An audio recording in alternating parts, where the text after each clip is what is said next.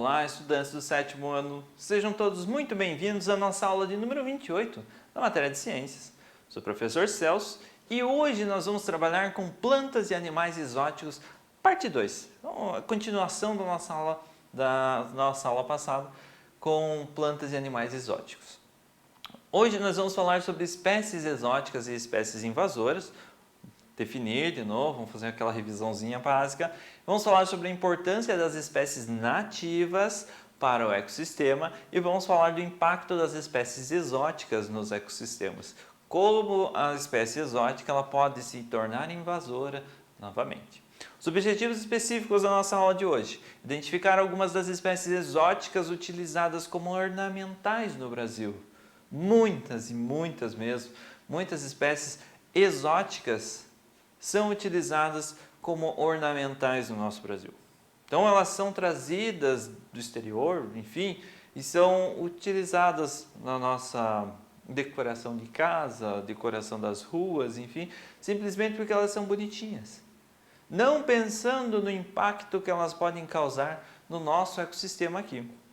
Vamos definir a importância das espécies nativas para o equilíbrio da teia alimentar e vamos diferenciar espécies exóticas e espécies exóticas invasoras.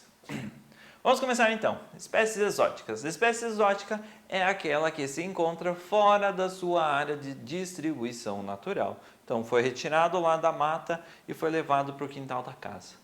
Ela pode se tornar uma espécie exótica, ela vai ser uma espécie exótica se for no teu quintal de casa, longe, com um ambiente diferente daquela onde ela era natural.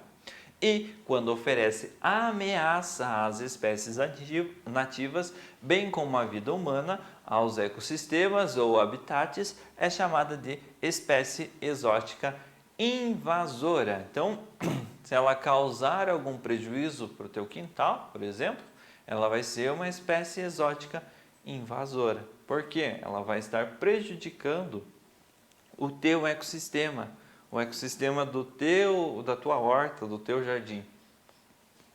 E isso vai caracterizar ela como uma invasora. Se ela começar a crescer descontroladamente e impedir o crescimento das outras plantas, vai ser uma espécie exótica invasora. É comum que a arborização das cidades brasileiras seja constituída majoritariamente por espécies exóticas. Constituída majoritariamente, principalmente por espécies exóticas. Algumas das quais são invasoras, algumas das quais começam a se propagar, a se multiplicar no nosso ambiente, enfim, as nossas cidades, onde elas são utilizadas, de maneira incontrolável. Elas começam a prejudicar os animais ou prejudicar as outras plantas que vivem ao redor. Isso tem resultado na pouca valorização que as espécies nativas têm recebido no paisagismo do Brasil. As espécies nativas, é muito difícil hoje em dia nós termos uma definição clara. Essas espécies, X espécies, são espécies nativas do Brasil. E essas espécies de plantas, árvores, enfim, animais, não são nativas do Brasil. Isso a gente não tem uma clareza, não é de fácil entendimento para todos nós. E a falta dessa valorização das espécies nativas faz com que fique cada vez mais difícil de nós identificarmos as espécies nativas, as plantas que são nativas da nossa região. Por exemplo, a palmeira imperial australiana. Essa palmeira bonita, a gente vê na decoração na urbanização de várias cidades, mas ela é uma espécie nativa, porque a origem dela é australiana. Ela é proveniente da Austrália. Alguém trouxe ela porque achou ela bonita e ela se desenvolveu bem na cidade e achou interessante trazer ela. E ali ela começou a se desenvolver, ela cresceu e foi utilizada na arborização e foi se reproduzindo e aumentou a sua quantidade. Estou dizendo que ela é uma planta exótica invasora? Não. Ela, até onde eu sei, ela não trouxe malefício nenhum para a cidade onde ela foi implantada. Mas ela é uma planta exótica, ela foi trazida de outra região. Árvores urbanas cumprem uma série de funções ambientais. Elas fornecem sombra para as pessoas, melhoram os aspectos estéticos da cidade e participam da própria ecologia urbana. Quando você olha uma árvore na rua, geralmente a gente pensa em duas coisas principais. Uma sombra gostosa num período de calor intenso, de verão. Então é bom você ter sombra na rua. E você pensa na beleza, aspecto estético da cidade. Nossa, como fica bonita essa rua, cheia de flores, cheia de árvores, e no período de floração elas ficam tão floridas, tão bonitas assim, é gostoso de passar por essa rua. Mas a gente geralmente esquece de pensar nos aspectos relacionados à ecologia que aquela árvore vai trazer para o ecossistema. Vão ter animais que vão se alimentar dos frutos daquelas árvores. Vão ter insetos que vão utilizar o néctar dessa árvore, vão fazer a polinização, vão produzir o seu próprio alimento ali, as abelhas, por exemplo, produzindo o mel. Vão ter animais que vão utilizar essas árvores como abrigo. Um passarinho vai lá, cria o seu ninho bonitinho. Então, tudo isso está relacionado com a ecologia urbana. Os animais vão ter abrigo, vão ter alimento, eles, além de proporcionar a sombra para eles, um local de descanso, tanto para eles quanto para nós. Nós, muitas vezes, nos esquecemos dos aspectos da arborização relativos à biodiversidade, que são comumente esquecidos pelas populações. Então, nós geralmente esquecemos esse aspecto relativo à biodiversidade, que temos de ter uma grande quantidade de espécies diferentes de árvores, não apenas uma única espécie numa rua inteira. A mistura dessas espécies garante uma biodiversidade, garante que animais diferentes sejam encontrados ali, que insetos diferentes sejam encontrados ali. Por quê? Porque cada árvore, cada planta, cada fruto, cada flor vai atrair um animal diferente. Vai ter um próprio ecossistema diferente. E isso é muito produtivo, muito valoroso para a ecologia, para o meio ambiente.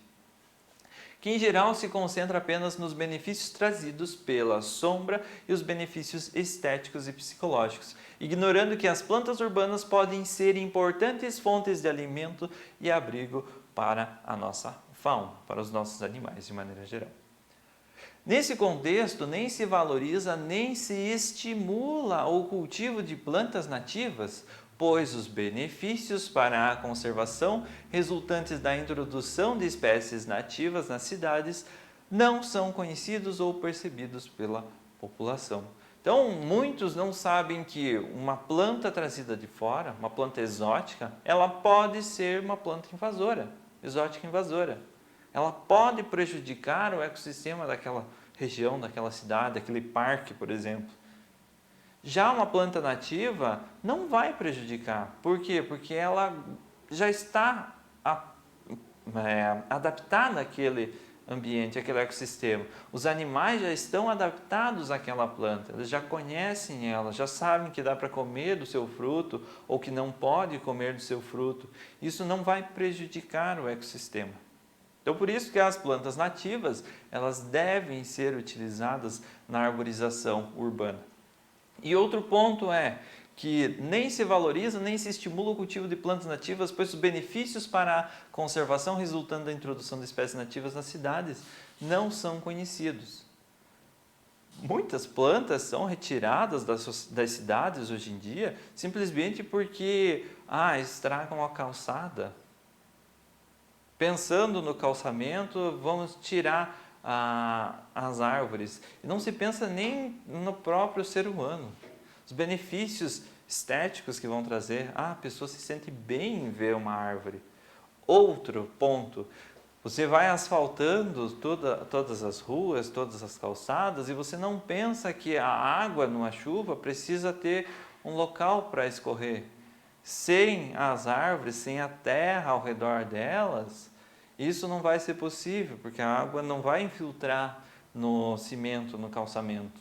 Enfim, são pontos que nós temos de mudar na nossa sociedade. O Brasil é conhecido pela sua incrível biodiversidade, sendo que a sua flora possui dezenas de milhares de espécies nativas. Milhares dessas espécies são arbóreas ou arbustivas, com potencial ornamental. Arbóreas formam árvores, pequenas árvores, ou arbustivas formam pequenos arbustos, que têm potencial ornamental, que são bonitas, que podem ser utilizadas para decoração. Ainda assim, um grande número de cidades brasileiras não valoriza a flora de sua própria região, implementando uma arborização constituída principalmente por plantas exóticas. Ah, eu não gosto dessa planta, é muito comum na cidade, vamos trazer uma de fora. E nisso você traz uma exótica, uma planta de fora, e essa planta começa a comprometer a vida das outras. Se espalha de maneira incrível, inapropriada, e vai prejudicando o desenvolvimento das outras plantas, tornando-se então uma planta exótica invasora. Plantas exóticas podem ameaçar ecossistemas e espécies nativas, na medida em que elas competem com a biodiversidade nativa. Então, competir uma planta com outra, uma exótica com uma nativa, podem alterar a composição e a estrutura dos ecossistemas naturais ou semi-naturais, criados ali num parque, por exemplo. O mercado de plantas ornamentais já é conhecido como uma das principais vias de disseminação de plantas invasoras, tanto no Brasil quanto no mundo. Mercado de plantas ornamentais. Sempre tem uma planta mais bonitinha que a outra, se você for ver. Ah, a floração dessa é roxa, é rosa, é bem chamativa. Mas o que as pessoas, novamente, esquecem é que essas plantas exóticas, elas podem causar prejuízos para a biodiversidade local, para as plantas nativas que vivem ali. Não são todos os ambientes que estão suscetíveis a plantas invasoras. Entre os fatores que deixam o local mais vulnerável, podemos destacar a baixa diversidade do ecossistema, a falta de predadores e parasitas para limitar a população em uma determinada região. Então, plantas exóticas muitas vezes não encontram predadores onde são replantadas. Se elas não têm predadores ali, elas vão poder se multiplicar de maneira incontrolada. Os predadores, os parasitas, enfim, eles controlam uma população de uma determinada espécie.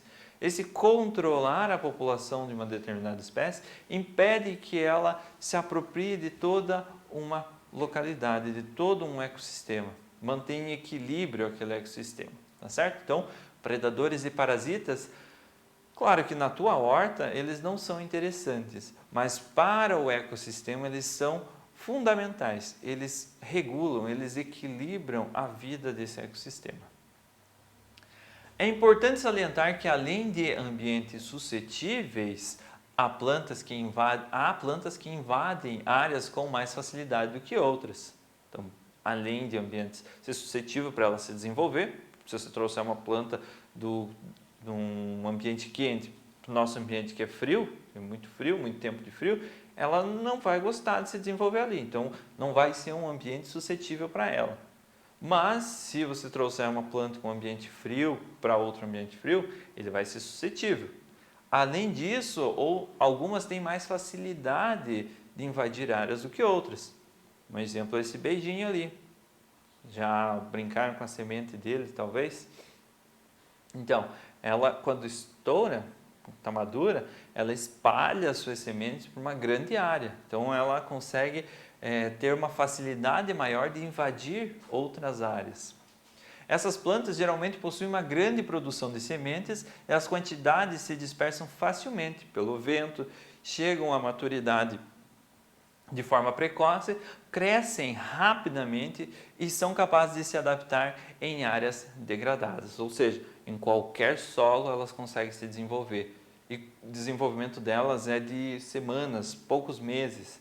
Elas já estão produzindo frutos, já estão produzindo sementes, as sementes já estão se espalhando e quando você vê num ano tem um terreno baldio que está dominado por elas, por exemplo.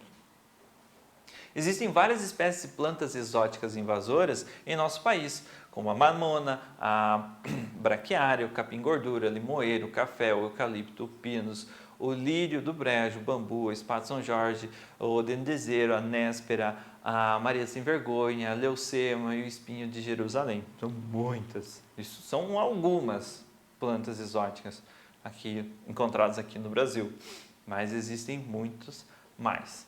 A carnaúba é uma espécie de planta típica brasileira e tem sido ameaçada por uma espécie de planta de Madagascar, conhecida como unha do diabo. Essa se enrosca na carnaúba, sufocando e impedindo a fotossíntese, causando a sua morte. Ela funciona uma espécie assim, de trepadeira. Ela vai se enrolando na carnaúba e tem umas garrinhas, uns espinhos assim, no qual ela fica presa. Isso vai sufocando a planta, impedindo que ela faça fotossíntese. Ela deixa uma sombra nas suas folhas, impedindo a fotossíntese dessa planta, acarretando prejuízos, inclusive econômicos, pelo fato de que a cera da carnaúba é fonte de renda para mais de 40 mil famílias. A melhor forma de evitar os impactos causados pelas espécies invasoras é prevenir a introdução dessas. Quando já introduzidas, o controle populacional, contando com a participação dos habitantes da região e conscientização desses, é uma boa alternativa para se evitar que os danos na teia alimentar se ampliem. Enfim, melhor forma de evitar o impacto causado por uma espécie exótica invasora vai ser não plantar ela. Impedir que as pessoas tragam essas plantas para a nossa região. Se essa planta já está instalada na nossa região e ela é invasora, ela é prejudicial para o nosso ecossistema, a única forma vai ser catando. Então você vai ter que encontrar ela, retirar ela e jogar fora. Por quê? Porque se ela é uma planta exótica invasora, ela conseguiu se adaptar à nossa região. Ela consegue se multiplicar muito rapidamente na nossa região e ela vai trazer prejuízos à nossa teia alimentar. Então, todos os integrantes do ecossistema vão sair prejudicados. Desde os pequenos roedores, aos herbívoros, as outras plantas, enfim, todos vão ser prejudicados de alguma forma. O equilíbrio vai estar em desequilíbrio o ecossistema. Pessoal, espero que vocês tenham gostado da nossa aula de hoje. Se ficou alguma dúvida, retoma o vídeo, assista ele novamente, faz as suas anotações e nos vemos na nossa próxima aula.